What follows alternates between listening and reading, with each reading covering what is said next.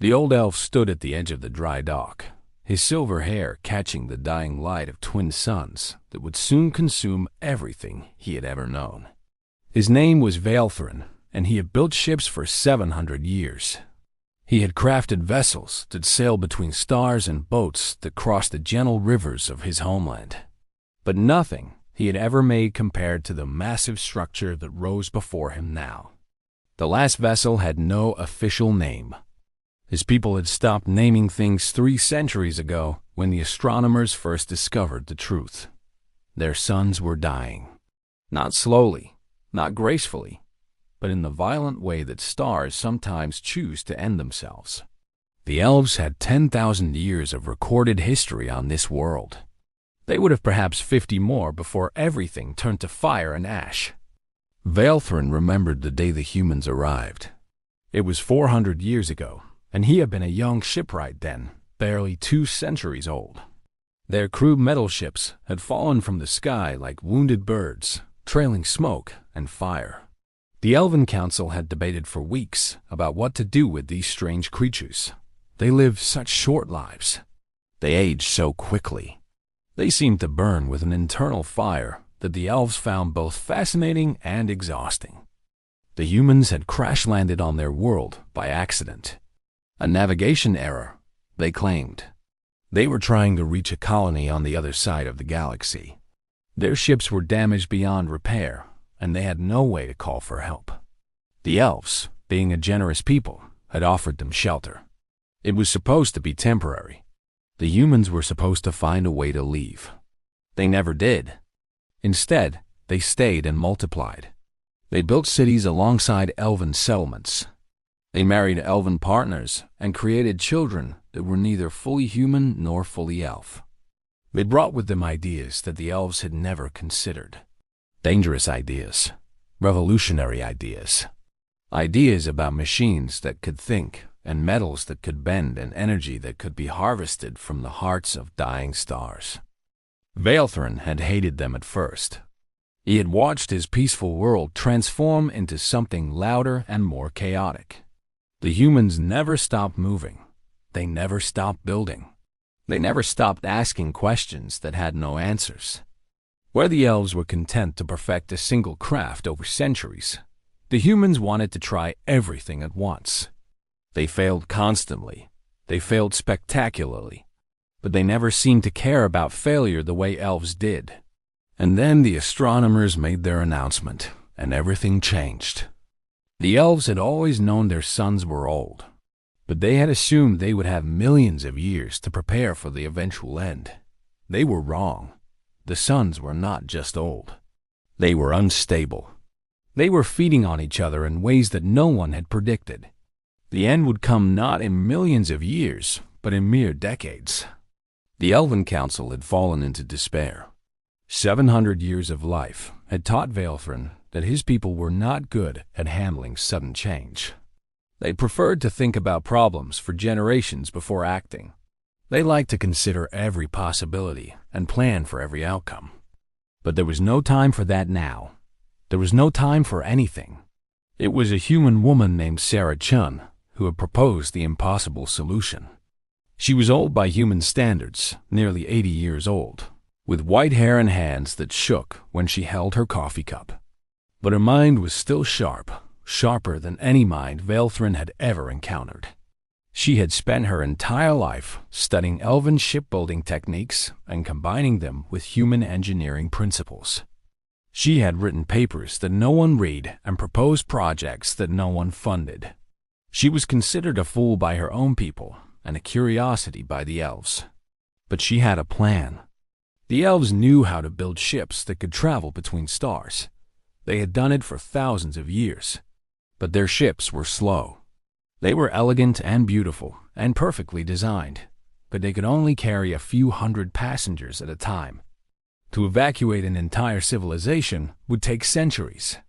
Centuries they did not have. The humans knew how to build ships that were fast and large and ugly. Their vessels could carry thousands of people across vast distances in relatively short periods. But they lacked the refinement needed for truly long journeys. Human ships broke down. Human ships failed. Human ships were not designed for the kind of exodus that would be required. Sarah Chun proposed combining both approaches. She stood before the council, this tiny human woman with her shaking hands and her fierce eyes, and she told the elves that they needed to stop being so careful.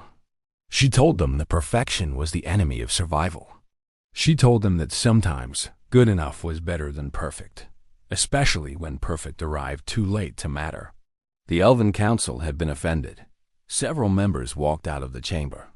But Vaelthrin had stayed, and he had listened, and for the first time in his long life, he had understood something important about the humans who had invaded his world. They were not afraid to fail. The shipyard that rose around the last vessel was unlike anything the elves had ever built. It was chaotic and messy and constantly changing.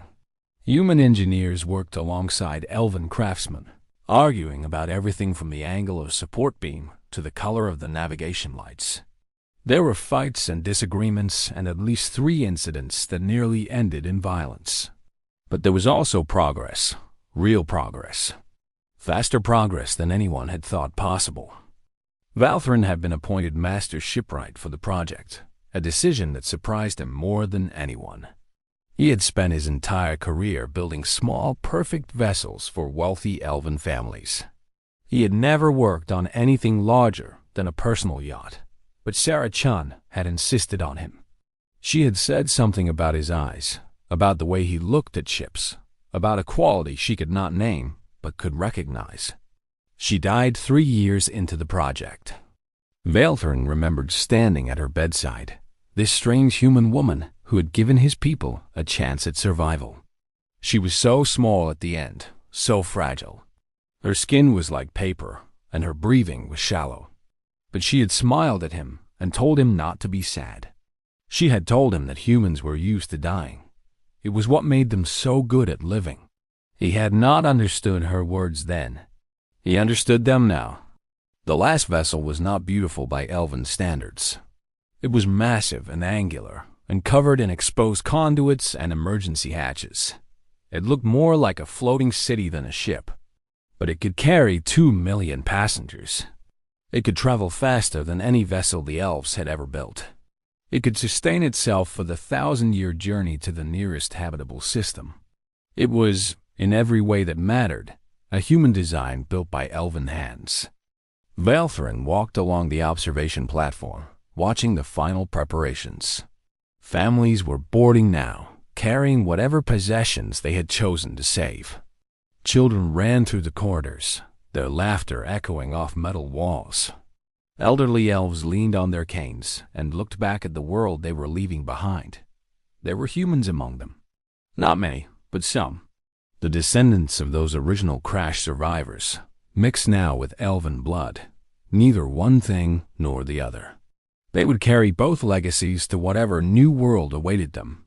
The shipwright found himself thinking about Sarah Chun, about her fierce eyes and her shaking hands, about the way she had stood before the council and demanded that the elves save themselves. She had been dead for 40 years now, but her fingerprints were all over this vessel.